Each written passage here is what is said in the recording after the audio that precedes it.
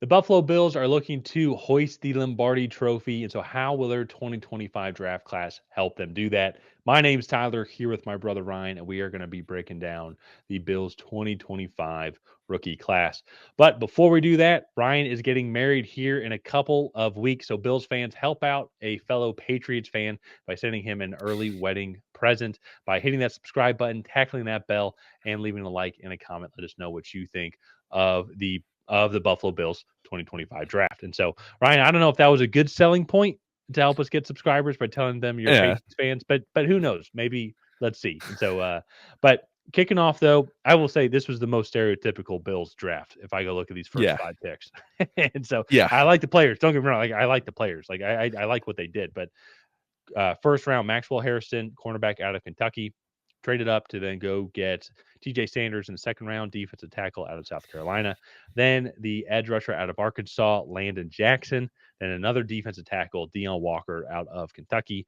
And then, and that was in the fourth round. Kick off the fifth round. There are a couple of picks here.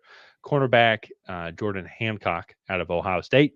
Then a Georgia Tech guy. Ryan's also a Georgia Tech fan as well. Jackson Hawes, tight end from the Yellow Jackets in the fifth round also. And then to start the sixth round, Dorian Strong, cornerback from Virginia Tech. Chase Lundt, offensive tackle from UConn. And then to wrap up the draft, if there's not any other picks below, I believe that is it. But Kaden Prather, receiver out of yeah, Maryland, which actually, I think that's pretty good value as a whole. So this is a very stereotypical Bills draft. But that being said, though, I like a lot of the guys that they got, especially in the first half of this draft. yeah. As a Patriots fan, I don't like this draft, which is a good sign, I think, for Bills fans. I mean, Maxwell Hairston was one of my favorite corners out of this class. If he was on the field more, he would have been, I think, more highly touted. He had some injury issues in his final season at Kentucky. TJ Sanders is a disruptive interior defensive lineman. He's going to be, I think, more of like a designated pass rusher. I think in that rotation, but the Bills led the league in like defensive line rotations for like 2 or 3 years in a row. So they get those guys in and out of there. They need a lot of them. Landon Jackson, I like that pick as well. Talk about the Patriots go and draft Will Campbell. You go and draft Landon Jackson, who I would say Will Campbell got the better of that matchup, but Landon Jackson definitely had some reps where he really gave Will Campbell some fits just with his overall length and athleticism. So I think that's a smart pick there. And that concludes day one and two for them. I thought those are good value picks. I'm weighing those picks more in my grading process. But I think, and you go look, I thought they got good value on day three. Deone Walker is an absolute freak of a human. He underperformed at Kentucky, but he was also misused and misaligned a lot.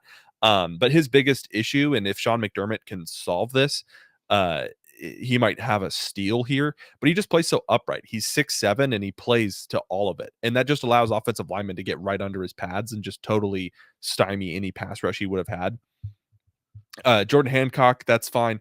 Jackson Hawes is primarily blocking tight end. He only had like 190 something receiving yards at Tech. Dorian Strong, I think, is good value. Chase Lundt was a tackle that I actually eyed as for the Patriots as like a developmental right tackle that I thought would be a good like early day three option. So to get him here at the six is good. And Kaden Prather was one of my favorite day three wide receivers from Maryland. I thought he was largely misused there, but you go look, he has one-on-one reps, one against Will Johnson, he wins outside a lot. He beat Noah Igbenogany, or not Igbenogany. It's Igbenosin, the other corner from Ohio State. He beat You Denzel don't want Burke. me pronouncing Yeah. names. If you're a Uh, follower of the channel, I'm horrible at it, like and I he apologize profusely. so for being a seventh round pick, he has some really high level wins at the college level. And so I think that's a really good developmental pick there. So I really like what the Bills did here. This is actually one of my favorite draft classes, and I hate to say it.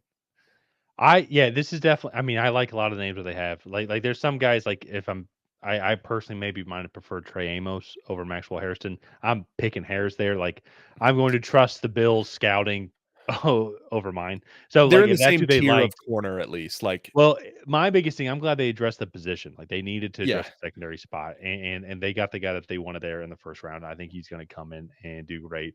I get what they're doing overall, especially on the defensive line, is they have guys like Daquan Jones, Ed Oliver as well, who I'm gonna say technically older. By that, I mean, like, they've been in the league for 5, 6 years, but, like, they're by no means Yeah. old, so to say.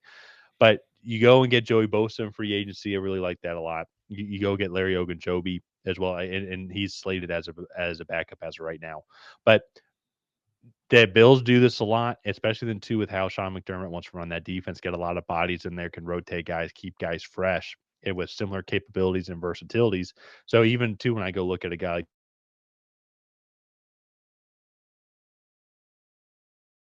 Bunch across that Mhm. entire defensive line, providing a lot of options for that team.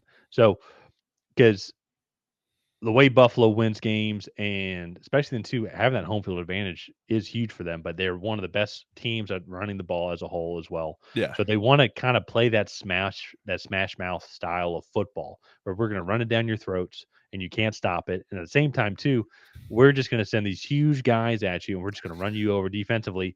And then we've got other guys with fresh legs that are the same size that can do the same thing. And so I'm glad that they addressed the cornerback spot, and then the secondary with a couple of guys as well, really beefed up still. That defensive line got younger there. And to your point, I think got good value overall when it comes to the offensive guys that they got. Jackson Hawes at tight end out of Georgia Tech. You would know better than me, honestly, on the value that he would bring. He's going to be in the depth chart behind Yeah. Dawson Oh, Knox and Dalton Kincaid. He's not. I don't think he's going to beat well, them. Dawson Knox more so than Dalton Kincaid will line up in line, but Jackson Hawes will line up as like a goal line tight end Yeah, and run a defensive end through the back of the end zone. Like that's yeah, the kind of mentality he brings to the game. exactly. So maybe he's a post Dawson Knox kind of guy. For like when if they decide to move on from Dawson Knox in a couple of years from now, I cannot re-sign him. But to your point about Kaden Prather, though, like I think that's really good value, and it's a seventh round pick. Who cares, And Yeah. he's going to have opportunity to succeed because as of right now, this receiving room, Keon Coleman, who was banged up last year, their second round pick, so he still needs to prove himself a little bit. Joshua Palmer, who they re-signed, but definitely not anywhere like elite level. Like he's solid, he'll be Yeah. consistent, but nothing. Joshua Palmer to me is going to be that Amari Cooper, Mac Hollins type guy. Yeah. Some games he'll be okay. Some games he's just going to get shut down by a better corner. I think Lewis Yeah. records are like the number one guy. So there's opportunities for Caden Prather here, and you have one of the best quarterbacks throwing to you. So this Buffalo Bills team, I still think the team I think that could dethrone them is going to be your New England Patriots, just because. The Jets are rebuilding in Miami. Who knows what Miami's really going to be next year, for being honest. And also, Well, I think the Bills have had their number uh, yeah. for the longest of time. Yeah, the Dolphins. Well, that was Yeah, like the Dolphins put up like almost 100 points in the first 2 weeks a couple seasons ago. Then like they went and played the Bills and like the Bills beat them like it, 46-20. Like they something like beat the that. And brakes off them. they had their number in Buffalo. So, but Yeah. the Bills Yeah. can go down to Miami and beat them too, Yeah. and they have done that several times. Yeah, I still big picture for the Bills. I still think the Bills are by far the favorite to win the division. I do agree. I'm again biased as a Patriots fan. I do agree. Like the Patriots, probably have the best chance to beat them. But the Patriots have just made so many improvements with Vrabel. You bring back Josh McDaniels. You go look, Stephon Diggs is there now. And then like I really like the draft class that the Patriots had. And so I like what the Patriots have done. I still don't know if they're quite caught up with the Bills yet.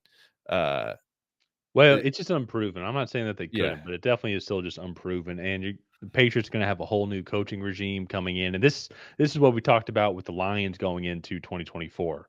Is why we thought they were going to be good outside just the talent. But the biggest yeah, thing though is the coordinators and the coaches for the Bills have all stayed the same.